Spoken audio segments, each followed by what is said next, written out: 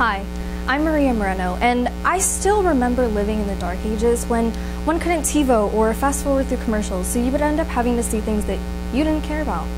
As a kid, I remember seeing commercials like this. Howdy y'all, I'm here holding a fresh pile of lettuce, half a tomato, a gallon dressing, and 4 tubs of butter. Now, all these ingredients rolled up into a tiny little ball and deep fried 6 times to create the freshest lettuce in town. Now y'all just scurry on down to your local CVS and get your hands on the new and fresh Salabetas. As a warning, the Salabetas is made from chicken compost and manure. It can cause paralysis, diabetes, heart palpitations, death, or worse. But it's so dang good, you won't even know the difference. These days, it's less about commercials and more about banner ads on websites and Twitter. But really the purpose stays the same, to sell a product, even if it is misleading. To a kid, these ads are loaded with appealing graphics and words, but in my family, I was expected to challenge these commercials and advertisements. And often I would find myself in conversations that went something like this. Why does that burger always look so good on TV and not when I go? That actor looks constipated. Why did they choose them? And most importantly, what was the point of what I just saw? I've been asking myself questions since then and always come back to asking, what was the point? Mostly over math, but it really seems that as people, we do things to do them, but we never really get the opportunity to understand. I knew my whole life that I needed to find a job and consequently tried architecture, animation, computer science, for a brief point engineering, concept artist, director, writing, and yes, even comedian. However, this summer I was able to narrow down my options to industrial design and marketing. Industrial design being the making of prototypes in order to create a product at the end, when people bring me their ideas for the product that they want. Wanting to decide between the two, I set out over the summer to find people in both fields. For marketing, I found Lee DeHousen by, there we go. Lee DeHousen, the founder of MindTap Marketing. Now, when I went there, they told me that they were a small marketing company. When I got there, I realized they really were a small marketing company of just 3 people because he just started the company a year before. When I met with this team, I was fascinated that they handled clients from medical devices, 3D printed photos, corporations, small businesses, basically anything and everything. And this guy had a background in journalism. Well, he started his college degree with journalism, got into a job in marketing, and fell in love with it. Now, my main purpose there was to kind of figure out the difference between marketing and advertising, because I had been using them interchangeably for years. I genuinely thought that advertising was like Mad Men, and I was ready to go. But Lee opened my eyes, and he showed me that advertising doesn't just mean drawings and what you see as a consumer. Advertising is digital marketing. It's very limited in the scope of marketing. Marketing encompasses PR, advertising, media planning, research development, and they all come together and converge. So if I really wanted to grow and be the best that I can be, Lee opened my eyes and told me that really what I should be going after is marketing, not advertising. Here he couldn't really give me that marketing was better than industrial design, so I had to go to Rockfish Marketing Agency, where I got to meet with David Morley and Kayla Bond. Now, I ended up meeting the whole team, and this agency is a lot bigger than the first one that I interviewed. What David does, he's a creative director, and when I asked him his role, he basically told me that he came up with ideas on how to create the products. For example, they showed me a new Dove, what's this called? Dove Wellness Tracker, which means that it tracks the temperature of the room. I don't know, it was crazy. And when I asked him who did it, who made the product, he told me that because they're a new and emerging company, because they'd only been up for 2 years, they made all the products there in-house. So for me to go out and get an industrial design degree was okay, but David Morley explained that even though it's cool, agencies are slowly taking up those jobs, so it's really not necessary to have a degree in industrial design. So that opened my eyes that this is not what I wanted to do. I wanted to go into marketing so I could focus on everything. Don Green. Don Green is a very interesting person. He has had his say in marketing for 40 years. He's worked from Sprint, a bunch of like telecommunication companies, but mostly with like Sprint, AT&T, Verizon, and right now he was working in Calix Corp and marketing a Windstream Corporation, which is the telecommunication company. And the way that he describes his job is that he works with large clients to create an overreaching marketing plan that fits best with the interests of the clients. For him right now it was Windstream Corporations. He recommended that I have a working knowledge in Excel, Photoshop, InDesign, Illustrator, some coding, and thankfully for me, everything that I had wanted to do in the past kind of incorporated all those programs. So I have working knowledge of most of these programs. When I asked him what he did to get a leg up in the industry, I was expecting something like, I go to seminars, I brush up on techniques. But no, what he does is he grabs his newspaper every single day and he flips to a random page and he makes a marketing strategy out of whatever page he does.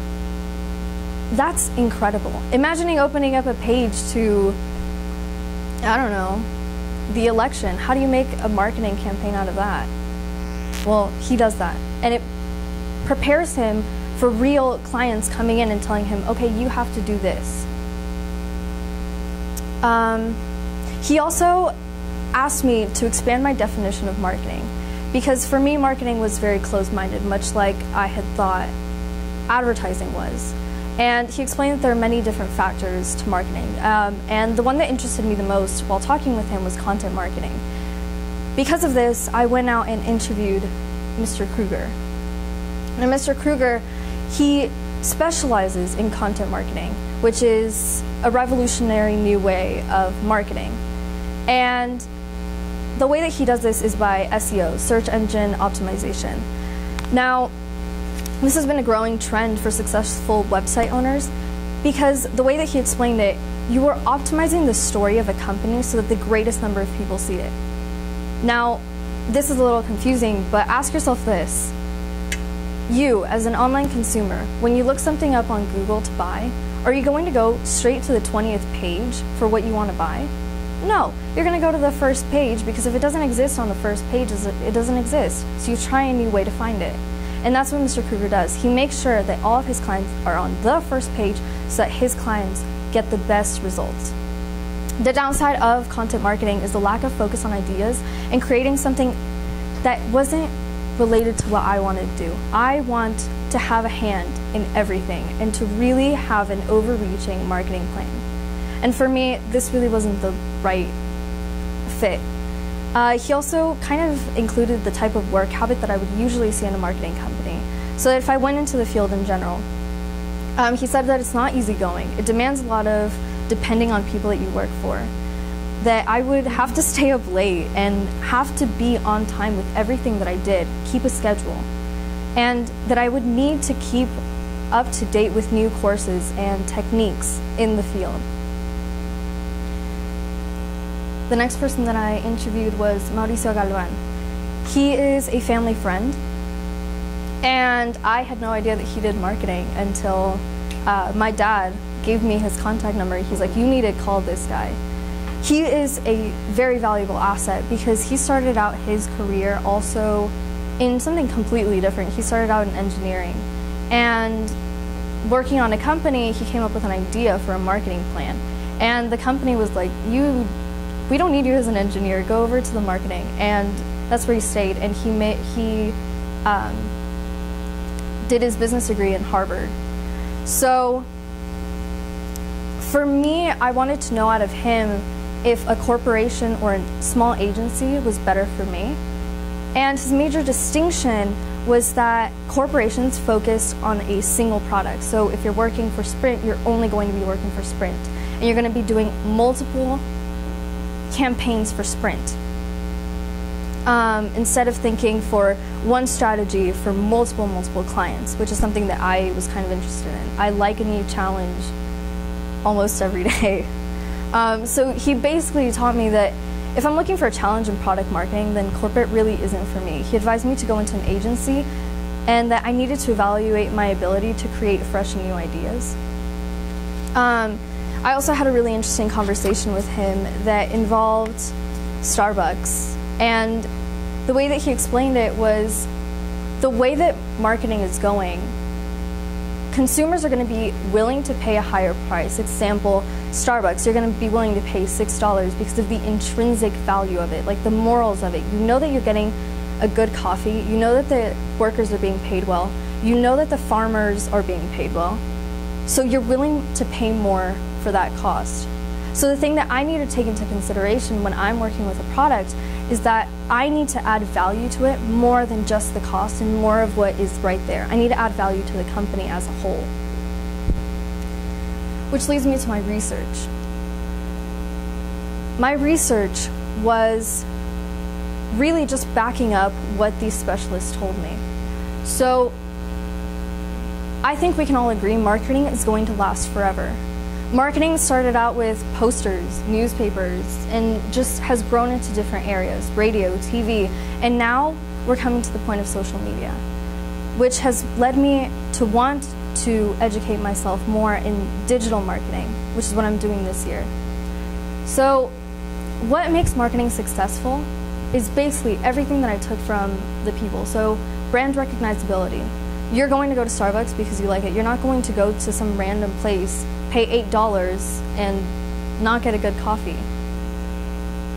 You want search driving content because, as I explained with the Google example, you're not going to look in the 20th page. Customer loyalty. Disney is one of the best examples of this. Why do you go to Disney World with your kids 20 years from now? Because you remember the good memories that you had with Disney when you were a kid. Customer loyalty. Why do you keep going to Disney movies that you don't even care about? Because it's customer loyalty. Why did I go see Finding Dory by myself? Because of customer loyalty. I mean, come on, guys. And really, it's all about a good story. And I think that I've proved I'm a good storyteller. Denny's Twitter is also one of the best examples. I don't know if you've seen their Twitter. Their Twitter is fantastic. I think they're the only company that I follow on Twitter. By doing their marketing of using memes, they've opened new demographics. Because Denny's is honestly disgusting. I went there once and I hated it. But they made me laugh at every single one of their things. Like waffles doing the election, like that's, who thinks of those things? But I love it and I retweet it because it's incredible. So that leads to consumer loyalty. You're gonna keep following them, and honestly, I'd probably go back just to see who is this company and who is running this account. So this leads me to my original work. Now, I wanted to have everything that I've ever loved come together, and I have 18,000 songs on my music playlist.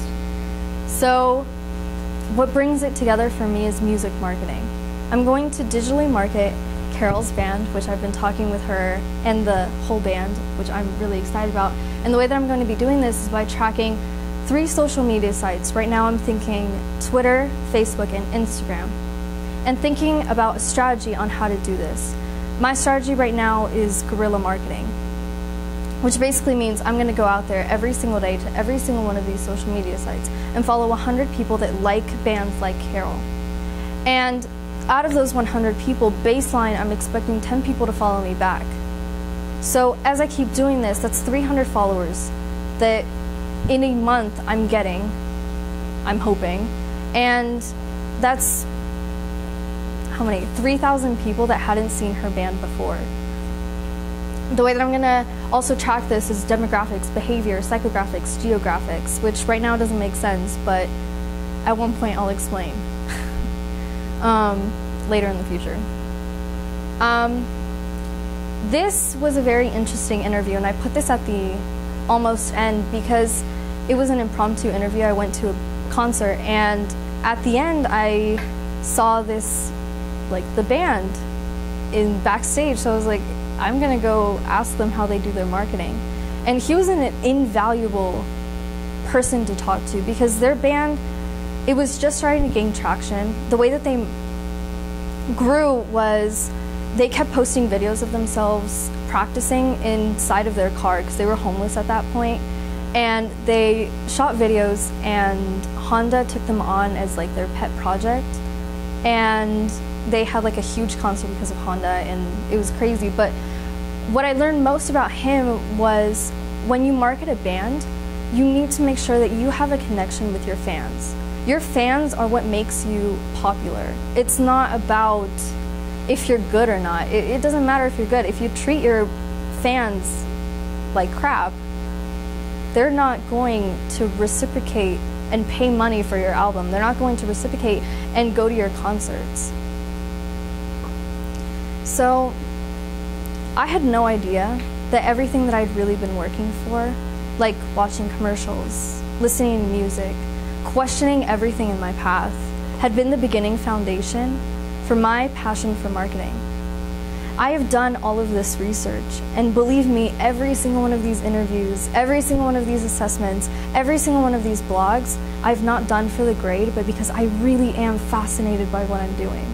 And because of this class, I can genuinely say that everything that I understand because I love, not because I'm doing just to do. My name is Maria Moreno, and I invite you to take a commercial break with me and dare to leave something worthwhile behind.